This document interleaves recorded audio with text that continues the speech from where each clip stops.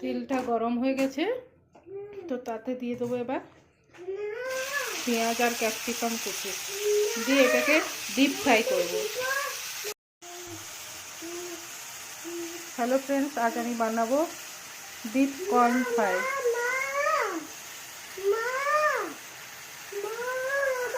কর্নটাকে cornflour দিয়ে মেখে নিয়েছি।